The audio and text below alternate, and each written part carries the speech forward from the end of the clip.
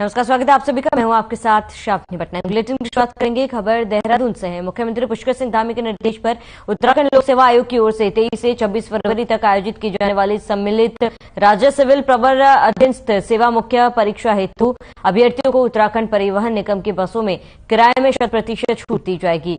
सचिव परिवहन निगम अरविंद सिंह हांकी ने जानकारी दी है कि अभ्यर्थियों को प्रवेश पत्र के आधार पर परीक्षा में सम्मिलित होने के लिए प्रदेश के अंदर और बाहर उत्तराखंड परिवहन निगम की बसों में आवागमन हेतु निःशुल्क यात्रा सुविधा प्रदान किए जाने का निर्णय लिया गया।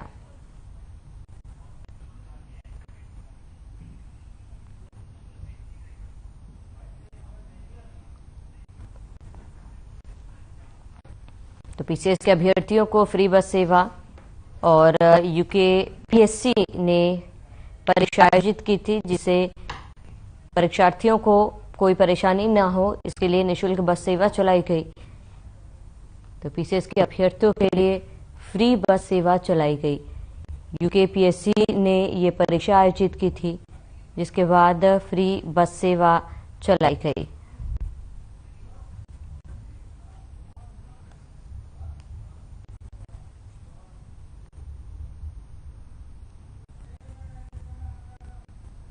तो यूकेपीएससी ने परीक्षा आयोजित की थी।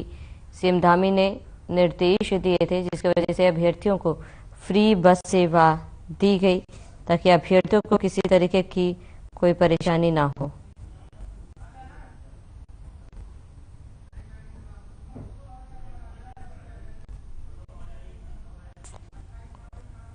पीसीएस के अभ्यर्थियों को फ्री बस सेवा दी गई। यूकेपीएससी ने परीक्षा आयोजित की है और सीएम धामी ने इसको लेकर निर्देश दिए थे। तो यूकेपीएससी ने परीक्षा आयोजित कराई थी। पीसीएस के अभ्यर्थियों को फ्री बस सेवा दी गई और पीसीएस अभ्यर्थियों को किसी तरीके की कोई परेशानी ना हो, जिसको लेकर फ्री बस सेवा दी गई।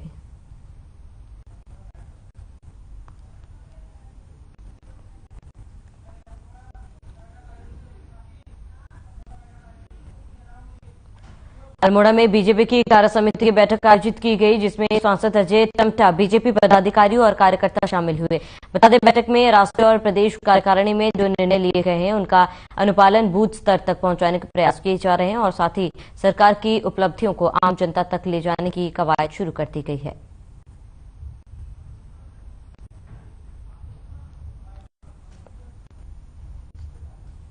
की राष्ट्रीय कार्य समिति के बाद प्रदेश की कार्य समिति और जिले की कार्य समिति के बाद आज हमारे सभी मंडलों के लोकसभा के पूरे प्रदेश के पूरे देश भर के कार्यक्रम तय हो रहे हैं। आज अल्मोड़ा नगर के कार्य समिति की बैठक में मुझे भी रहने का अवसर प्राप्त हो रहा है। उसके बाद हवलबाग की कार्य समिति में रहने का प्रस्ताव रहेगा। आज की इस बैठक में जो राष्ट्रीय कार्यकारिणी में जो निर्णय लिए, प्रदेश की कार्यकारिणी में जो निर्णय लिए, चाहे वो राजनीतिक प्रस्ताव के रूप में है, चाहे G20 के विषय को लेकर के है,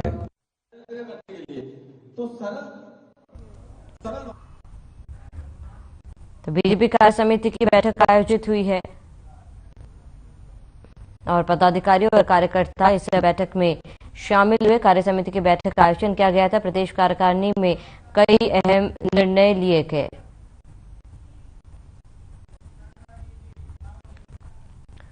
कैबिनेट मंत्री गणेश जोशी के बयान पर सियासत गर्मा गई है। कांग्रेस ने गणेश जोशी के खिलाफ प्रदेश भर में विरोध प्रदर्शन किया।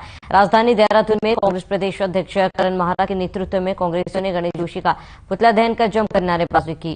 कांग्रेस प्रदेश अध्यक्ष करण माहरा ने गणेश जोशी पर हमला करते हुए कहा कि गणेश जोशी कभी स्वर्गीय राजीव गांधी और इंदिरा गांधी पर विवादित बयान देते हैं तो कभी कांग्रेस पार्टी पर विवादास्पद बयानबाजी कर रहे हैं। वहीं महानगर कांग्रेस अध्यक्ष डॉक्टर जसविंदर सिंह गोकी ने कहा है कि गणेश जोशी का मानसिक संतुलन खराब हो चुका है, उन्हें किसी अच्छे चिकित्सक से इलाज कराने की आवश्यकता है। बता दें, कैबिनेट मंत्री गणेश जोशी ने कांग्रेस पर दलाली करने का आरोप लगाया।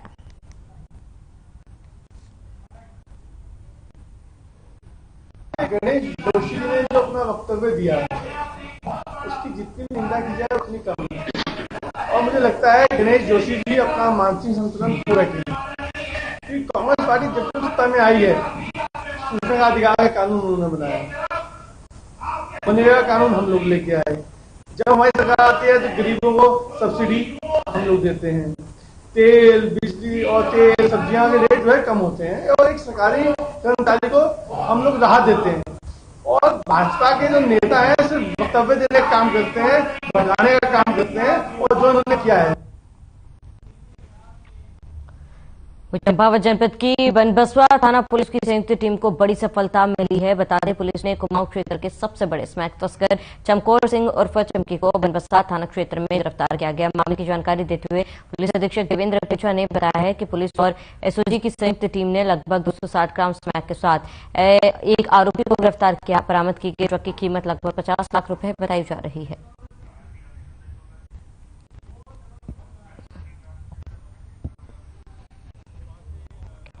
कुमाऊं का या एक तरह से तराई का एक कुख्यात स्मैक तस्कर है चमकौर उर्फ चमकी, उसको हमने आज लगभग 260 ग्राम स्मैक जो की कीमत लगभग 50 लाख के आसपास है, उसके साथ में आज इसको हमने गिरफ्तार किया है। ये पहले से भी इसके ऊपर 15-16 करीब इसके ऊपर मुकदमे अभी तक हमारी जानकारी में है आया है। ये एसटी शीटर भी है और हमारे जनपद का इनामी मुलजिम भी है। ये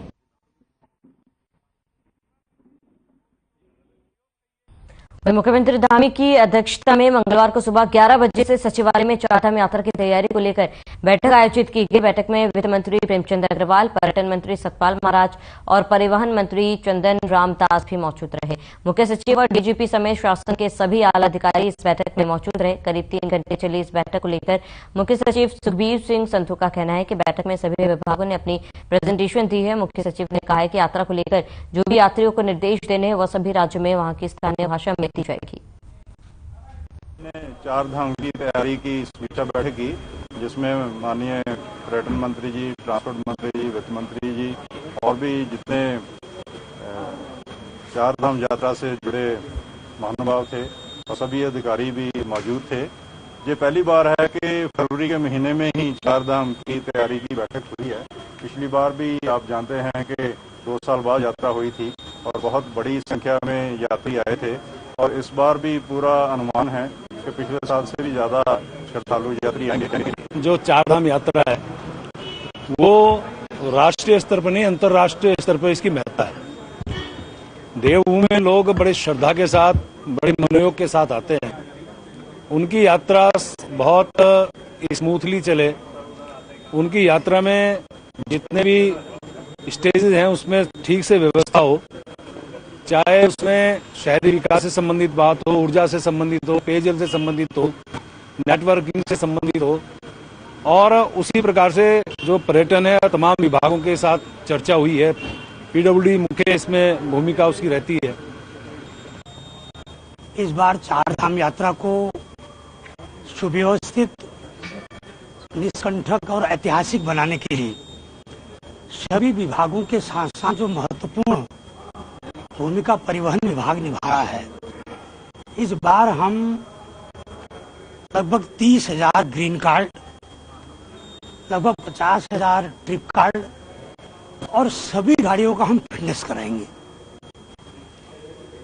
और लगभग हमारा रजिस्ट्रेशन अभी शुरू हो गया है। वर्ष भी बड़ी भारी संख्या में तीर्थयात्री, श्रद्धालु, पर्यटक हमारे प्रदेश में आए थे और इस वर्ष भी जो अब तक सूचनाएं मिल रही है, जिस प्रकार से गढ़वाल मंडल विकास निगम के पास में भी बुकिंग्स आई है और अन्य एजेंसियां हैं, इस तरीके से तो बड़ी भारी संख्या में इस वर्ष भी श्रद्धालुओं, तीर्थयात्रियों के आने की उम्मीद है। तो उसको लेकर के जो प्रदेश सरकार है उसके स्तर से, जिला प्रशासनों के स्तर से लगातार तैयारियां की जा रही है। बद्रीनाथ केदारनाथ मंदिर समिति के स्तर से जो भी अब तक तैयारियां की गई, जो भी कार्य योजनाएं तैयार की। तो मुख्यमंत्री पुष्कर सिंह धामी ने तीर्थ यात्रा को लेकर बैठक की, जिसमें कैबिनेट मंत्री प्रेमचंद अग्रवाल, पर्यटन मंत्री सतपाल महाराज सहित कई नेता मौके पर मौजूद रहे। बता दें कि पर्यटन विभाग ने सुबह 7 बजे से ऑनलाइन रजिस्ट्रेशन पोर्टल खोल दिए, जिसके तहत चारधाम यात्रा के लिए तीर्थयात्री ऑनलाइन पंजीकरण कर सकेंगे। इसी सबके बीच यात्रा की खामी और यात्रा को भव्य बनाने को लेकर गहन चर्चा हुई। इसके अलावा चारधाम यात्रा लोगों पर स्वास्थ्य सुविधा, केदारनाथ धाम में यात्रियों के ठहरने, बद्रीनाथ और केदारनाथ धाम में वीआईपी दर्शन के लिए शुल्क तय करने, बसों का प्रबंधन, घोड़ा खच्चरों का स्वास्थ्य परीक्षण, पैदल मार्गों पर गर्म पानी की व्यवस्था, शेड, बिजली व पेयजल की आपूर्ति, सड़कों की मरम्मत सहित कई व्यवस्थाओं पर निर्णय लिया जाएगा।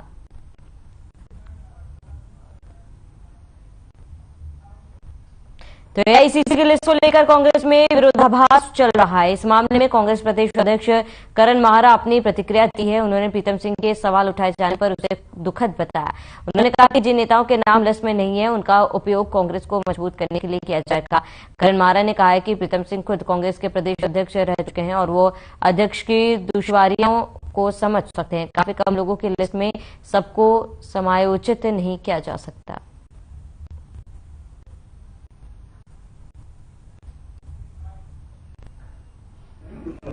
बड़े भाई के टाइम में 41 एआईसीसी मेंबर, 4 एक्स ऑफिशियल्स, उसके अलावा 18 की सूची थी कॉप की। मेरे को टोटल सूची 43 की बनी है, जिसमें 28 एआईसीसी मेंबर्स है, 2 एक्स ऑफिशियल्स हैं, कॉप में 11 और plus 2 x officials.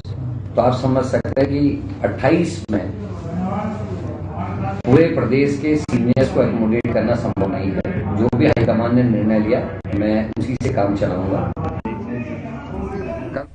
Uttarakhand BJP प्रदेश अध्यक्ष महेंद्र भट्ट ने प्रेस वार्ता की। इस दौरान उन्होंने बताया कि सरकार में दायित्व के लिए जल्दी पार्टी नेताओं की सूची मुख्यमंत्री पुष्कर सिंह धामी को सौंपी जाएगी। उन्होंने होली से पहले दायित्व आवंटन की उम्मीद जताई। पार्टी नेताओं को सरकार में दायित्व को लेकर काफी होमवर्क हो चुका है। संगठन के स्तर पर इस संदर्भ में कई बार बातचीत हो चुकी है। जल्द प्रभारी से बातचीत के बाद मुख्यमंत्री पुष्कर सिंह धामी को सूची सौंपी जाएगी।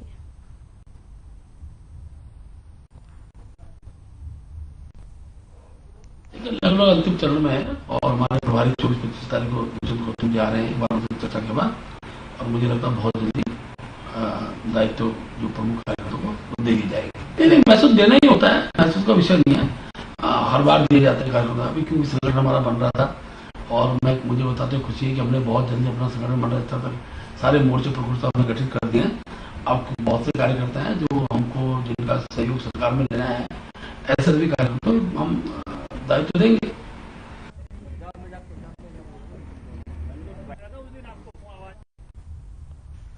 खबर पौड़ी से, जहां एक शिक्षक ने 9वीं कक्षा के छात्र का हाथ तक तोड़ डाला। मामला जिले के कलजीखाल ब्लॉक के राजकीय इंटर कॉलेज कांडा का है, जहां भूपेंद्र थपलियाल नाम शिक्षक ने एक मासूम छात्र का हाथ सिर्फ इसलिए तोड़ डाला कि एक लावारिश कुत्ता स्कूल परिसर में घुस गया। वहीं मासूम छात्र को इसका कसूरवार मानकर शिक्षक ने छात्र को इस कदर पीटा कि छात्र के हाथ की हड्डी टूट गई। वहीं आगामी 27 फरवरी से छात्र की परीक्षाएं हैं और परिजन इस बात को लेकर चिंतित है कि छात्र परीक्षा कैसे देगा। वहीं परिजन शिक्षक के खिलाफ उचित कार्रवाई की मांग कर रहे हैं ताकि मासूम छात्रों पर अत्याचार न हो। वहीं मुख्य शिक्षा अधिकारी ने मामले का संज्ञान लेते हुए आरोपी शिक्षक के खिलाफ जांच बैठा दिया और खंड शिक्षा अधिकारी को 5 दिनों के भीतर जांच पूरी करने के निर्देश दिए हैं।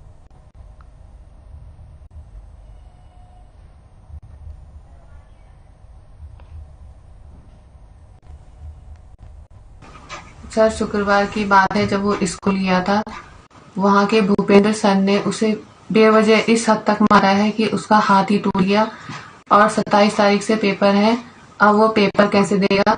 मुझे सख्त से सख्त कार्रवाई चाहिए जो टीचर इस तरह से बच्चे को मारते हैं। भी आपने अपनी वीडियो क्लिप दिखाई है, एक बच्चे का हाथ टूटा हुआ है, दिख रहा है। तो ये किस विद्यालय का है, पर्टिकुलर छात्र किस कक्षा का छात्र है, क्या बच्चे का नाम है, किस टीचर ने मारा? ये बहुत सारे प्रश्न हैं जिन पर जांच की जानी जरूरी है। इसके लिए मैंने कोर्ट के खंड शिक्षा अधिकारी श्री सावेद आलम जी को जांच अधिकारी बना दिया है।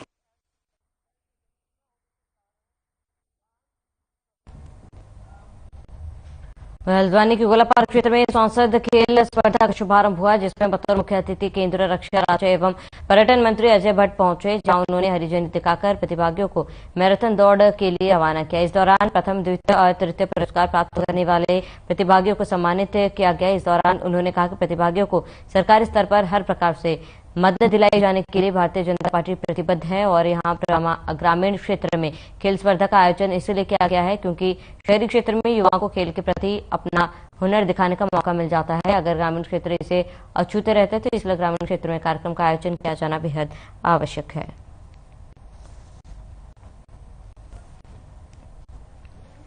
माननीय प्रधानमंत्री जी के हम आभारी हैं कि जो उन्होंने इतना अच्छा कार्यक्रम पूरे देश भर में सांसदों के द्वारा करवाया है।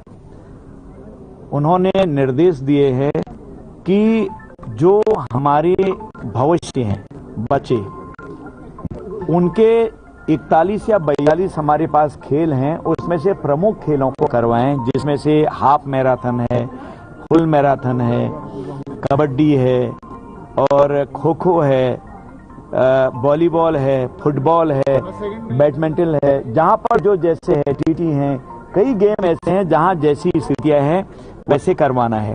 देखिए, जो पूरे देश में सांसद खेल प्रतियोगिता चल रही है, उसके अंतर्गत आज हल्द्वानी जिला नैनीताल के गोलापार मंडल में एक सांसद खेल प्रतियोगिता का जो है कार्यक्रम गोलापार मंडल के सरस्वती शिशु मंदिर प्रांगण गोलापार किशनपुर में किया गया, क्योंकि माननीय केंद्रीय रक्षा पर्यटन राज्य मंत्री और नैनीताल लोकसभा के हमारे सम्मानित सांसद महोदय का एक निवेदन था कि ग्रामीण क्षेत्र में भी ये दौड़ होनी चाहिए, क्योंकि माननीय हमारे देश के जो यशस्वी प्रधानमंत्री जी का ये एक ड्रीम कार्यक्रम है, जिसमें बच्चे नशे से दूर रहते हुए खेलों के ओर अग्रसर हो, खेलों से खेल के लिए प्रेरित हों।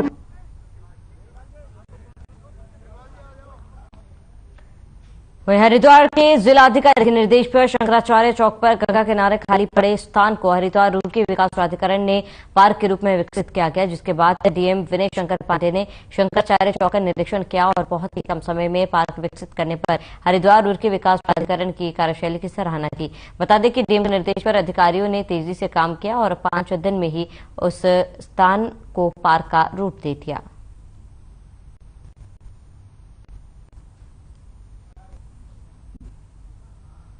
ये हरिद्वार का एंट्री पॉइंट है और 3-4 दिन पहले जब मेरे द्वारा निरीक्षण किया गया था, यहाँ की हालत बहुत ख़राब थी और इसको हम लोगों ने लैंडस्केपिंग के माध्यम से इस एरिया को डेवलप करना शुरू कर दिया है। इसका टारगेट हम लोगों ने रखा था कि होली के पहले, लेकिन मुझे खुशी है कि प्राधिकरण ने बहुत अच्छा कार्य किया और अभी केवल 4 दिन हुए हैं और अब इनका ये कहना है कि 24 तारीख तक ये काम कंप्लीट हो जाएगा। तो निसंदेह ये बड़ा ही एक सुखद अनुभव रहा और कम से कम जो लोग दूर दराज से हरिद्वार में आते हैं, एंट्री पॉइंट पर आते हैं, तो उन्हें भी एक अच्छा एहसास होगा देखकर कि हरिद्वार में का एंट्री पॉइंट इतना खूबसूरत बन गया है।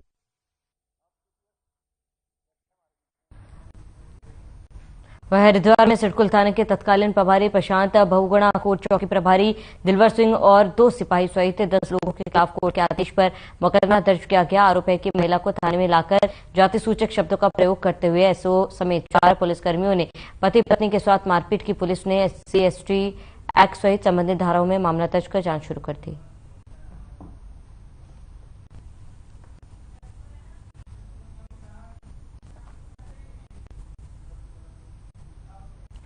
तो धर्मसिंह नगर के जसपुर में कांग्रेस पार्टी के हाथ से हाथ जोड़ो यात्रा का आयोजन किया गया, जिसमें नेता प्रतिपक्ष यशपाल आर्य, यात्रा के उत्तराखंड प्रभारी अजय कुमार लल्लू सहित सैकड़ों की संख्या में कांग्रेस कार्यकर्ताओं ने हिस्सा लिया। यात्रा का शुभारंभ जसपुर विधायक आदेश चौहान के कार्यालय से किया गया।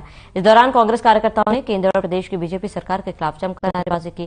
बता दें कि केंद्र प्रदेश सरकार की जनविरोधी नीतियों के बेरोजगारों के साथ हो रहे उत्पीड़न को लेकर कांग्रेस ने हाथ से हाथ जोड़ो यात्रा निकाली। कांग्रेस की हाथ से हाथ जोड़ो यात्रा सुभाष चौक पर खत्म हुई। इस दौरान नेता प्रतिपक्ष यशपाल आर्य ने कहा है कि केंद्र और प्रदेश की बीजेपी सरकार जनता को बांटकर राज करना चाहती है। यही कारण है कि आज बंटवारे की राजनीति चल रही है।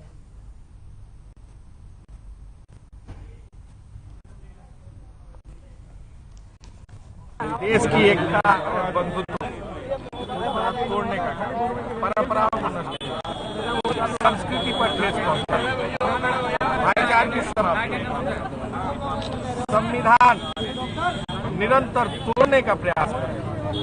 आदरणीय राहुल गांधी जी ने जो 4000 किलोमीटर की यात्रा कन्याकुमारी से कश्मीर तक भारत को जोड़ने की, उसी परिप्रेक्ष्य में आज पूरे उत्तराखंड में आदरणीय राष्ट्रीय अध्यक्ष मल्लिकार्जुन खड़गे जी के नेतृत्व निर्देश पर हाथ से हाथ जोड़ो कार्यक्रम चलाकर हम लोगों को जोड़ने का और जो भारत जोड़ो यात्रा का संदेश है, आदरणीय राहुल गांधी का संदेश तक पहुंचाने के लिए संकल्पित है, प्रतिबद्ध होनी चाहिए, सीबीआई इंक्वायरी होनी चाहिए, लेकिन सरकार उन चेहरों को बचाना चाहती है, इसलिए जांच से कतरा रही है। अंकिता हत्याकांड में भी हमने मांग की, पूरी आवाम ने, मातृशक्ति ने मांग की, कांग्रेस ने मांग की कि अंकिता हत्याकांड के जो लोग हैं जिसमें संलिप्त हैं वो सरकार के बहुत नजदीक के करीबी लोग हैं और इसकी जांच होनी चाहिए। लेकिन सरकार जांच से परहेज करना चाहती है, उन लोगों को बचाना चाहती है। बेकारी बढ़ चुकी है, अर्थव्यवस्था खोखली हो चुकी है और एक डर का माहौल है, भय का माहौल पैदा किया है भारतीय जनता पार्टी सरकार ने। ये देश को बांटना चाहते हैं और कांग्रेस देश को जोड़ना चाहती है, इसीलिए आज हम यहाँ पर हैं। वहीं काशीपुर से खबर है जहां से एक कुत्ते की हत्या का मामला सामने आया। जानकारी के अनुसार आपको बताते हैं कि आरोपी युवक करणपुर कुंटा निवासी, जिसने क्रूरतापूर्वक अपनी लाइसेंसी बंदूक से कुत्ते को गोली मार दी और उसके बाद अपनी गाड़ी से कुचलकर उसकी हत्या कर दी, जिसकी तहरीर बूटा सिंह ने बीती 20 फरवरी को कुंटा पुलिस को दी। फिलहाल पुलिस ने आरोपी को गिरफ्तार कर लिया और साथ ही लाइसेंसी बंदूक भी जब्त कर ली और उसके लाइसेंस को निरस्तीकरण के लिए डीएम को पत्र भेजा।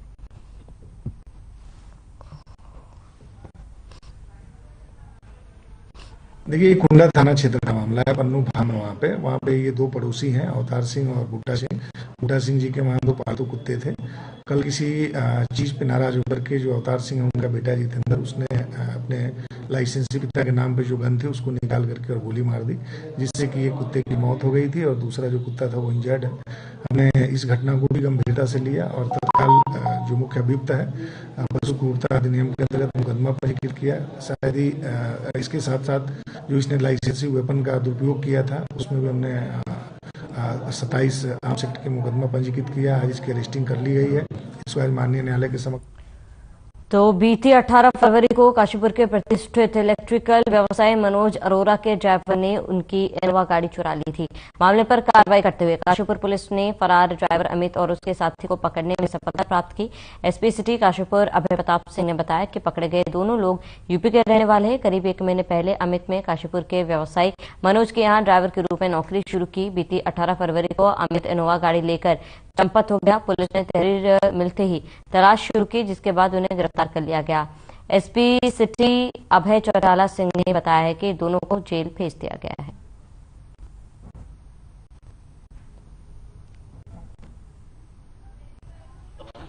तो इन्होंने वेरिफिकेशन भी नहीं कराए थे। इनकी मिसेज को लेकर के वो प्रिया मल गया। जब वो अंदर चले गए कुछ सामान शॉपिंग करने के लिए, तो वो वाहन वहाँ पार्किंग से लेकर के चला गया। इन्होंने तत्काल पुलिस को सूचना दी।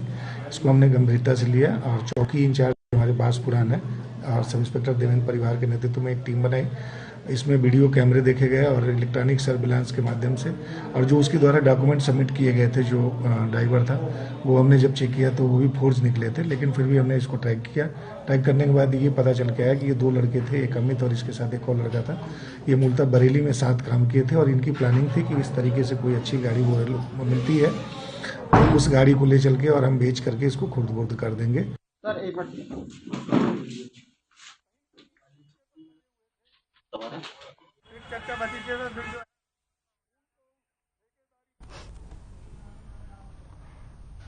उत्तराखंड में फायर सीजन शुरू होने जा रहे हैं। ऐसे में वन विकास निगम के लकड़ी डिपो को आग से बचाने के लिए वन विकास निगम पूरी तरह से तैयार है। इसी सबके बीच हल्द्वानी के डीएसएम अनिल कुमार की अगुवाई में मॉक ड्रिल किया गया और आग के बचाव के संबंध में मौजूद अधिकारी और कर्मचारियों को विस्तार से जानकारी दी। साथ ही वन निगम की टीम ने परिसर में लगे फायर सेफ्टी उपकरणों की सही तरीके से जांच की।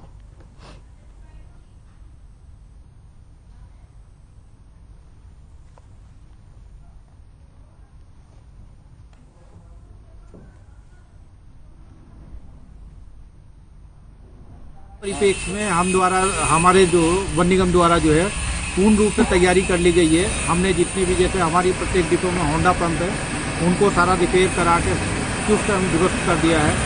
वही हमारे पास जितने भी फायर सिलेंडर वगैरह हैं उनको सबको हमारे द्वारा बढ़वा दिया गया है। हम जो है पूर्ण रूप से तैयार हैं। भगवान न करे अगर जो कहीं भी किसी प्रकार की अगर जो कहीं वो होती कोई घटना घटती है तो उसके लिए हमारी सारी तैयारी पूर्ण कर रखी है। प्रत्येक डिपो में हम कर रहे हैं। अभी जो है हम उसके बाद जो है अलग से जो फायर टीम है उसको भी बुला रहे हैं, फायर ब्रिगेड वगैरह जितने भी।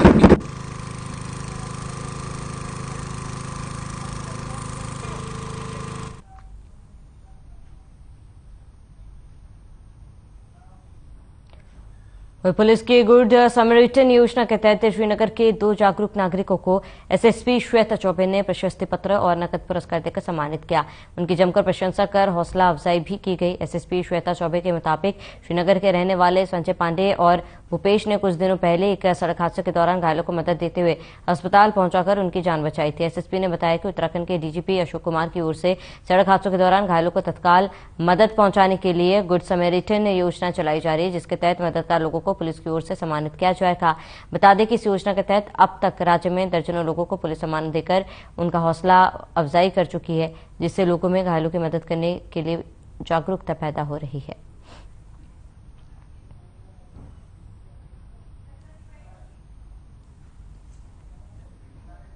गुड समरिटन स्कीम के तहत आज जनपद पौड़ी में 2 जो हमारे नागरिक हैं उन्हें सम्मानित किया गया।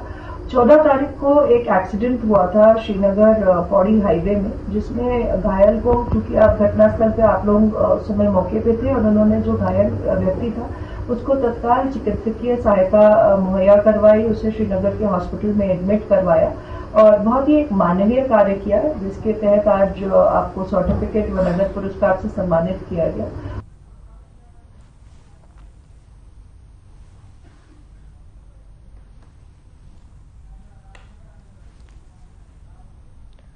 मंगलवार को केंद्रीय रक्षा एवं पर्यटन राज्य मंत्री अजय भट्ट रामनगर पहुंचे। भाजपा नगर अध्यक्ष मदन जोशी के अलावा पार्टी कार्यकर्ताओं ने उनका जोरदार स्वागत किया। इसके उपरांत केंद्रीय राज्य मंत्री अजय भट्ट ने पत्रकार वार्ता में बोलते हुए केंद्र सरकार द्वारा पेश किए गए बजट की जमकर प्रशंसा करते हुए कहा कि आज हमारा देश किसी से कम नहीं है, हम लगातार हर क्षेत्र में आगे बढ़ रहे हैं। तो वहीं उन्होंने कहा कि 2024 में होने वाले लोकसभा चुनाव में एक बार फिर प्रधानमंत्री मोदी के नेतृत्व में पुनः बहुमत के साथ सरकार बनेगी। तो वहीं उन्होंने राज्य सरकार की योजनाओं की भी जमकर प्रशंसा करते हुए कहा कि सरकार विकास को लेकर पूरी तरह सजग है।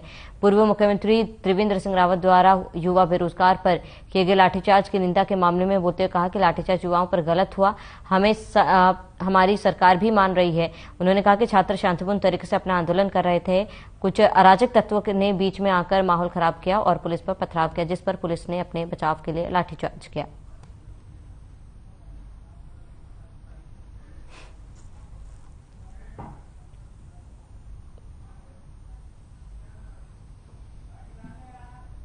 अब वो कौन थी, क्या थी, ये तो जांच में आएगा।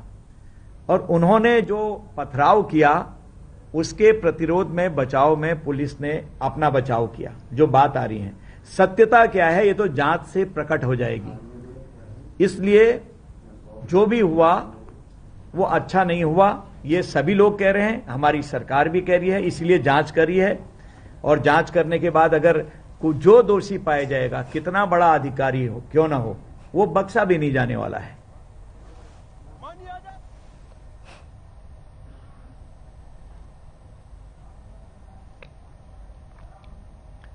खबर रामनगर से, जहां एक अज्ञात वाहन की चपेट में आने से माता गुलदार की दर्दनाक मौत हुई। घटना की जानकारी मिलने के बाद मौके पर पहुंचे वन विभाग के कर्मचारियों ने गुलदार के शव को कब्जे में लेकर अज्ञात वाहन और चालक की तलाश शुरू कर दी। साथ ही वन क्षेत्र अधिकारी देवेंद्र रजवार ने जानकारी देते हुए कहा कि सखनपुर क्षेत्र में सड़क पार करने के दौरान एक गुलदार की अज्ञात वाहन की चपेट में आकर मौत हुई है।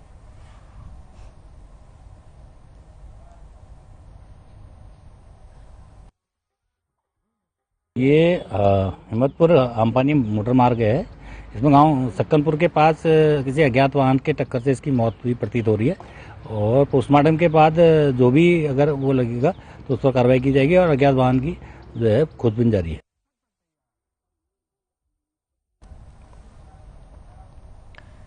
खबर सिडकुल से, जहां जाइटस वेलनेस कंपनी के वर्करों ने नगरपालिका चेयरमैन हरीश दुबे से मुलाकात की और साथ ही 1 तारीख से सोना से चालू होकर सितारगंज तक जन जागृति रैली निकाली जाएगी। वहीं नगरपालिका चेयरमैन ने बताया है कि सिडकुल से कंपनियों का पलायन हो रहा है और कंपनियां बिना बताए ही बंद हो जाती है। साथ ही उन्होंने कहा कि इस तरीके से कंपनियों को बंद होना से शहर में बेरोजगारी फैल जाएगी। इसके लिए हम अधिकारियों से अपनी मांग रखेंगे कि इन कंपनियों को भागने से रोका जाए।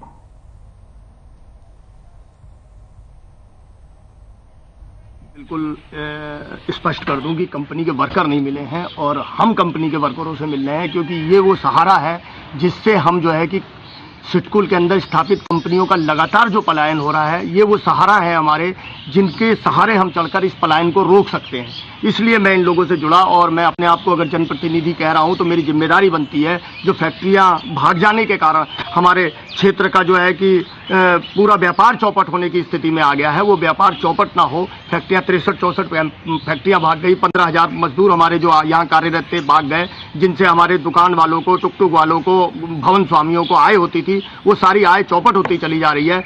सर देखिए कि हमें धरनारत आज 248 दिन हो गए हैं और पिछले कई दिनों से यहाँ पर जितने श्रमिक हैं और उनसे प्रभावित जो परिवार हैं वो न्याय की मांग कर रहे हैं और हाईकोर्ट द्वारा भी इसकी जायडस द्वारा जो बंदी थी इसको अवैध घोषित कह दिया गया था। श्रम सचिव ने भी अपना ऑर्डर दे दिया था कि भाई ये जो है अवैध बंदी है और जल्द से जल्द इस कारखाने को खोला जाए, परंतु सरकार की कुछ कूटनीतियों के कारण और किसी न किसी कारणवश जो है अभी तक जो जायडस के कर्मचारी हैं उनको न्याय नहीं मिला है, इस कारखाने को अभी तक खोला नहीं गया है।